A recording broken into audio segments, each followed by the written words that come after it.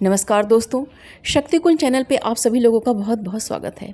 आज मैं आप लोगों को वट सावित्री व्रत में पढ़ी और सुनी जाने वाली कथा को सुना रही हूँ। इस कथा को पढ़ने और सुनने से मन को साहस और शक्ति मिलती है, एक सकारात्मक ऊर्जा का संचार होता है और मन प्रसन्न होता है। आइए शुरू करते हैं वट सावित्री व्रत की कथा। वट सावित्री व्रत की यह कथा सत्यवान सावित्री के नाम से विशेष रूप से प्रचलित है। कथा के अनुसार एक समय की बात है कि मद्र देश में अश्वपति नाम के धर्मात्मा राजा का राज था।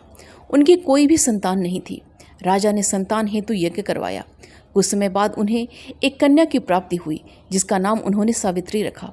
विवाह योग्य होने पर सावित्री ने अपने लिए द्युमतसेन के पुत्र सत्यवान को पति के रूप में वर्ण किया। सत्यवान वैसे तो राजा के पुत्र थे, लेकिन उनका राजपाट छिन गया था और वह बहुत ही गरीबी और दरिद्रता का जीवन जी रहे थे। उनके माता पिता की आंखों की रोशनी भी चली गई थी। सत्यवान जंगल से लकड़ियां काट कर लाते थे और उन्हें बेच के जैसे तैसे अपना गुजारा कर रहे थे।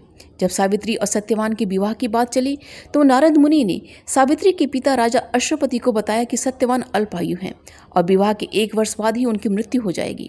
हालांकि राजा अश्वपति सत्यवान की गरीबी को देखकर पहले ही चिंतित थे और सावित्री को समझाने की कोशिश में लगे थे। नारद जी की बात ने उन्हें और चिंता में डाल दिया, लेकिन सावित्री ने एक न सुनी और अपने निर्णय पर अडिग रही।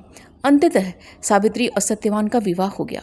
सावित्री सास ससुर और पति की सेवा में लगी रही। नारद मुनि ने सत्यवान की मृत्यु का जो दिन बताया था, उसी दिन सावित्री भी सत्यवान के साथ वन को चली गई। वन में सत्यवान लकड़ी काटने के लिए जैसे ही पेड़ पर चढ़ने लगी, उनके सिर में असहनीय पीड़ा होने लगी और वह सावित्री की गोद में सिर रखकर लेट गए। कुछ देर बाद उनके समक्ष अनेक दूतों के साथ स्वयं यमराज खड़े हुए थे। जब यमराज सत्यवान की जीवात्मा को लेकर दक्षिण दिशा की ओर चलने लगे, पतिव्रता सावित्री भी उनके पीछे चलने लगी। आगे जाकर यमराज ने सावित्री से कहा, हे पतिव्रता नारी, जहाँ तक मनुष्य साथ दे सकता है तुमने अपने पति का साथ दे दिया, अब तुम लौट जाओ। इस पर सावित्री ने कहा, जहाँ तक मेरे पति जाएंगे वहाँ तक मुझे जाना चाहिए, यह सनातन सत्य है। यमराज सावित्री की वाणी सुनकर प्रसन्न हुए और उसे वर मांगने को कहा। सावित्री ने कहा, मेरे सास ससुर अंधे हैं, उन्हें नेत्र ज्योति दें।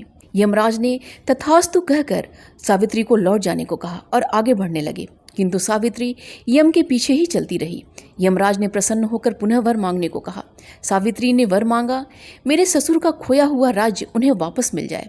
यमराज ने तथास्तु कहकर सावित्री को लौट जाने को कहा, परंतु सावित्री अपनी बात पर अटल रही और वापस नहीं गई। सावित्री की पति भक्ति देखकर यमराज पिघल गए और उन्होंने सावित्री से एक और वर मांगने के लिए कहा। तब सावित्री ने वर मांगा, मैं सत्यवान के 100 पुत्रों की मां बनना चाहती हूँ, कृपा कर आप मुझे यह वरदान दें। सावित्री की पति भक्ति से प्रसन्न हुए। अंतिम वरदान देते हुए यमराज ने सत्यवान की जीवात्मा को पास से मुक्त कर दिया और अदृश्य हो गए। सावित्री जब उसी वट वृक्ष के पास वापस आई तो उन्होंने पाया कि वट वृक्ष के नीचे पड़े सत्यवान के मृत शरीर में जीवात्मा का संचार हो रहा है। कुछ देर में सत्यवान उठकर बैठ गए। उधर सत्यवान के माता पिता की आंखें भी ठीक हो गईं और उनका खोया हुआ राज्य भी उन्हें वापस मिल गया। इस प्रकार सावित्री ने अपनी समझदारी, दृढ़ निश्चय, वाक्पटुता और पवित्रता के बल पर अपने मृत पति को पुनः जीवित कर दिया। यह कथा हम सभी को संदेश देता है कि हमें किसी भी परिस्थिति में घबराना नहीं चाहिए। हर परिस्थिति का डटकर मुकाबला करना चाहिए। किसी भी परिस्थिति में अगर सूझबूझ से काम लिया जाए तो कठिन से कठिन कार्य को भी आसानी से किया जा सकता है। पति को अपनी पत्नी में और पत्नी को अपने पति में पूरा समर्पण का भाव रखना चाहिए। हर परिस्थिति में एक दूसरे के साथ खड़ा रहना चाहिए। दोस्तों, वीडियो को ज़्यादा से ज़्यादा लोगों तक शेयर कीजिए ताकि वो भी इस कथा को पढ़ और सुन सकें। मिलते हैं अगले वीडियो में कुछ अच्छी जानकारी के संग। अपना और अपनों का ख्याल रखिए। नमस्कार।